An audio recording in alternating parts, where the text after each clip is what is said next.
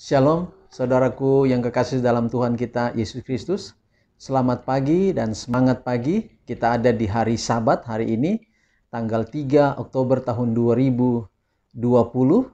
Dan kita akan mendengarkan pekabaran firman Tuhan di pagi hari ini. Tetapi sebelumnya mari kita akan menyanyikan satu lagu pujian dari buku Lagu Sion nomor 430, Bisik Doa Waktu Pagi. Tetapi sebelumnya kita berdoa dalam hati kita masing-masing.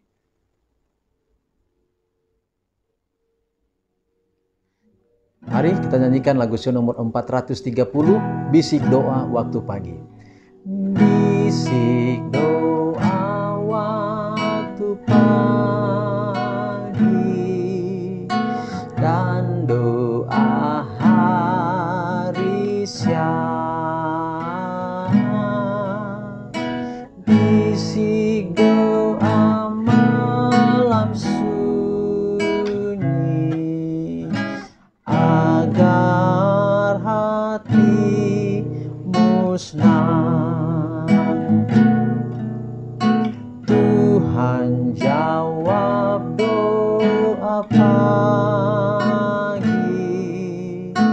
dan jawab doa siang.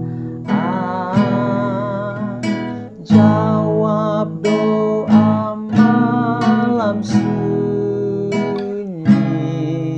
agar hatimu senang. Bait yang ketiga. Mungkin Yesus datang pagi ataupun hari siang. Mungkin datang malam sunyi agar hatimu senang. Mari kita berdoa. Ya Tuhan Allah di sorga, terima kasih untuk kesempatan yang indah di pagi hari ini. Dikala lingkungan di mana kami tinggal masih sangat sepi. Orang lain sementara masih ada yang tidur. Tapi kami telah dibangunkan untuk memulai hari yang baru sebelum matahari terbit pagi ini. Kami mau datang di bawah kaki salib-Mu. Kami mau mendengarkan firman Tuhan, biarlah pekabaran firman-Mu boleh menjadi berkat dalam hidup kami. Terpujilah nama-Mu Bapa, dalam nama Yesus kami berdoa. Amin. Baik saudaraku yang kekasih, judul kita untuk hari ini adalah Di Bilik yang Maha Kudus. Di Bilik yang Maha Kudus. Maksudnya ini judulnya ini adalah Yesus Kristus. Dalam simbol Ka'bah ada dua bilik. Bilik suci, bilik yang pertama, dan bilik Maha Suci, atau bilik kudus, bilik yang pertama, dan bilik yang kedua adalah bilik Maha Kudus. Nah, judul kita hari ini adalah Di Bilik yang Maha Kudus. Oke, Ibrani 10 ayat 12, Ibrani 10 ayat 12.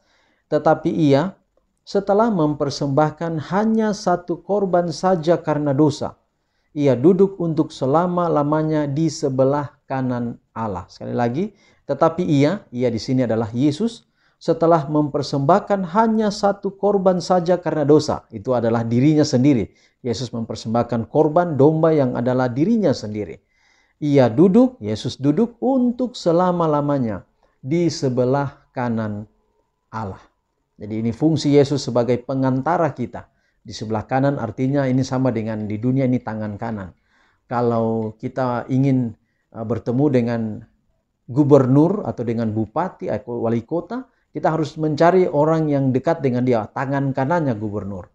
Itu berarti kita akan menyampaikan sesuatu kepada gubernur melalui tangan kanan, melalui orang yang ada di kanan pejabat itu. Nah, itu yang dimaksud dengan Yesus di sebelah kanan Allah, mewakili kita. Kita dapat gampang kepada Allah melalui Yesus.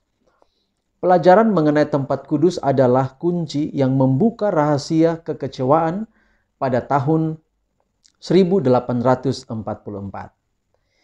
Pelajaran itu membukakan kepada pendengar suatu sistem kebenaran yang lengkap, yang berhubungan dan secara harmonis menunjukkan bahwa tangan Allah telah menuntun pergerakan dari satu pergerakan menanti kedatangan Yesus atau disebut dengan pergerakan Advent yang besar itu, dan menyatakan tugas-tugas sekarang sebagaimana dijelaskan kedudukan dan pekerjaan umatnya. Sebagaimana murid-murid Yesus setelah malam yang mengerikan penuh penderitaan dan kekecewaan itu, bersukacita bila mana mereka melihat Tuhan. Demikianlah mereka sekarang bersukacita, mereka yang memandang dengan iman kepada kedatangan Yesus yang kedua kali. Mereka telah menantikan kedatangannya dan kemuliaan untuk memberikan upah kepada hamba-hambanya. Sebagaimana pengharapan mereka dikecewakan. Ini tahun 1844. Ini adalah tahun di mana pergerakan Masehi Advent hari ke-7 ini mulai. Jadi saudara, gereja Advent, gereja Masehi Advent hari ke-7 tidak mulai berdasarkan kesukaan manusia, tidak berdasarkan mimpi manusia, tetapi dituntun oleh pergerakan, oleh nubuatan di dalam Alkitab, yaitu pergerakan menanti akan kedatangan Yesus yang kedua kali. Sebagaimana pengharapan mereka yang kecewa. Nah, ini pergerakan ini dimulai dari satu kekecewaan. Kita sudah bahas pada hari pertama bahwa salah penafsiran nubuatan. Dikira tahun 1844 Yesus datang, padahal 1844 adalah Yesus berpindah dari bilik yang kudus ke bilik yang maha kudus. Pandangan mereka kepada Yesus hilang, dan bersama Maria di makam itu mereka berseru, Tuhan telah diambil orang dari kuburnya. Jadi ini sama dengan pada waktu Yesus, di zaman Yesus, murid-murid kehilangan dia pada waktu kebangkitan dia. Sekarang di bilik yang maha kudus sekali lagi, mereka melihatnya, imam besar mereka yang kekasih, segera akan muncul sebagai raja dan pelepas mereka. Terang dari tempat kudus menyinari masa lalu, masa sekarang, dan masa yang akan datang. Mereka mengetahui bahwa Allah telah memimpin mereka oleh pemeliharanya yang tidak pernah salah. Seperti murid-murid yang pertama, walaupun mereka gagal mengerti pekabaran yang mereka bawa, namun pekabaran itu adalah tepat. Mereka telah menggenapi maksud Allah dan menyiarkan pekabaran itu, dan usaha mereka tidak sia-sia dalam Tuhan. Pengharapan timbul kembali. Mereka bergembira dengan sukacita yang tak terkatakan dan penuh kemuliaan. Baik nubuatan Daniel 8 ayat 14 sampai lewat 2300 petang dan pagi, lalu tempat kudus itu akan dipulihkan dalam keadaan yang wajar. Walaupun pekabaran malaikat yang pertama, takutlah akan Allah dan muliakanlah dia karena telah tiba saat penghakimannya. Keduanya menunjukkan kepada pelayanan Kristus di bilik yang maha kudus untuk menebus umatnya dan kebinasaan orang jahat. Kesalahan bukan pada perhitungan masa-masa nubuatan, tetapi pada peristiwa yang terjadi pada akhir masa 2300 petang dan pagi. Jadi 1844 adalah diperkirakan Tuhan Yesus datang, tapi itu salah. Padahal 1844 Yesus berpindah dari bilik suci ke bilik maha suci, atau bilik kudus ke bilik maha kudus. Jadi saudara, tahunnya tidak salah, tetapi penafsiran kejadian atau peristiwa terjadilah yang salah. Walaupun karena kesalahan. Nah, saudara lihat, ini ada kekecewaan terjadi. Gereja Masehi Advent ke-7 terbentuk karena kekecewaan. Jadi jika ada hal yang kecil di gereja, di rumah tangga, kita kecewa, biasa saudara. Karena gereja ini telah dibentuk dari kekecewaan itu. Mohon maaf bagi saudara-saudara yang dari gereja Protestan, dari gereja Pentakosta. Penekanan di sini adalah umat Masehi Advent hari ke-7 pergerakan ini. Sebenarnya saudara, kalau kita lihat di dalam kitab Wahyu, ada 7 jemaat. Dan periode-periodenya itu, periode pertama, jemaat Efesus itu tahun 31, sesudah Yesus sampai tahun 100. Nah, kemudian periode jemaat kedua, tahun 100 sampai tahun 313. Lalu tahun 313 sampai tahun 538 itu jemaat yang ketiga. Ada periode-periode. Setiap kumpulan umat dengan peristiwa-peristiwa yang terjadi pada umat-umat Tuhan itu, maka umat-umat Tuhan 7 jemaat itu adalah kumpulan periode-periode waktu. Periode waktu jemaat pertama, periode waktu jemaat kedua. Lalu saudara, menurut tafsiran nubuatan Daniel 8 ayat 14, bahwa periode jemaat yang terakhir itu adalah periode yang dimulai tahun 1844. Lagi-lagi 1844. Setelah umat Waldensi Saudara, Waldensi itu adalah umat pemelihara Sabat. Mereka bukan Advent pada waktu itu. Artinya bahwa Sabat yang dipelihara bukan nanti orang Advent di tahun 1844, tapi sebelumnya Sabat itu telah ada. Dan tahun 1844 adalah awal mulanya jemaat yang terakhir. Jemaat yang terakhir kita puai adalah jemaat Laodikia. Maka umat Masih Advent hari ke-7 percaya bahwa 1844 ada satu pergerakan yang dimulai. Pergerakan itu adalah pergerakan yang menggambarkan tentang kedatangan Kristus yang kedua kali. Jadi saudara, kalau gereja kita tidak mengamarkan tentang Yesus segera datang, maka kita bisa saja bukan lagi bagian daripada Laodikia itu. Laodikia itu walaupun memang suam-suam kuku, tetapi tugas dari Laodikia adalah dia harus kabarkan bahwa Yesus segera datang. Tidak akan ada jemaat ke-8 lagi, saudara.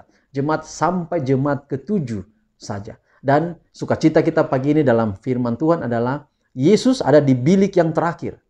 Dia bekerja terus untuk mendamaikan kita dengan Tuhan, mengantarai kita dengan Tuhan. Tapi ingat, dia akan segera tinggalkan bilik terakhir itu. Jadi kalau dia tinggalkan bilik terakhir itu, maka itu berarti penutupan pintu kasihan. Wahyu pasal 16. Tetapi penutupan pintu kasihan, syukur kalau kita dimeteraikan. Tapi kalau kita tidak dimeteraikan, maka penutupan pintu kasihan, Wahyu pasal 16 juga akan berkaitan dengan 7 malapetaka, 7 kutuk yang akan diturunkan.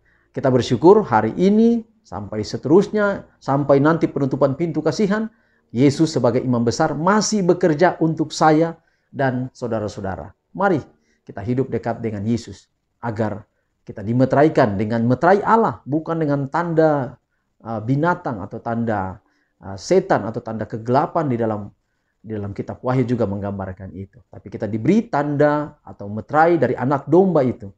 Penebusan itu menjadi bagian kita. Tuhan berkati saya dan saudara, adalah doa saya di pagi ini. Amin. Baik, mari kita akan tutup ibadah kita dalam doa. Bapa di surga, terima kasih untuk pekabaran yang indah pagi hari ini. Berkati kami, berkati pekabaran ini boleh menjadi berkat dalam hidup kami. Kiranya pekabaran ini Tuhan akan mendorong kami. Kami orang-orang Kristen di akhir zaman. Kami kehilangan arah. Kami kira kami hanya yang penting untuk menjadi orang Kristen saja. Padahal tugas kami sejak 1844, tanda nubuatan berbicara bahwa ini adalah periode jemaat yang terakhir. Kalau ini periode jemaat terakhir, maka Yesus akan segera datang. Maka tugas kami orang Kristen saat ini adalah menyampaikan pergerakan Advent. Pergerakan Yesus segera datang pada kali yang kedua. Tanda-tanda setelah jelas terjadi. Sampai corona yang saat ini masih merajalela adalah tanda Yesus akan segera datang. Biarlah kiranya kami dapat terus hidup setia kepada Tuhan. Pimpin kami hari ini Tuhan. Bagi umat Advent yang beribadah, Engkau berkati. Bagi yang lain dalam aktivitas apa saja, Allah turut memberkati kami semua. Inilah doa kami, terpujilah nama Tuhan. Di dalam nama anak-Mu Yesus Kristus, kami persembahkan doa ini. Amin. Demikian renungan pagi kita atau ibadah kita ini. Sampai jumpa pada ibadah kita besok. Jangan lupa dukung channel ini. Bagi yang belum subscribe, tolong di subscribe. Dan dapat memberikan komentar. Usulan doa juga boleh dapat diberikan di komentar nanti. Tuhan memberkati kita semua. Shalom.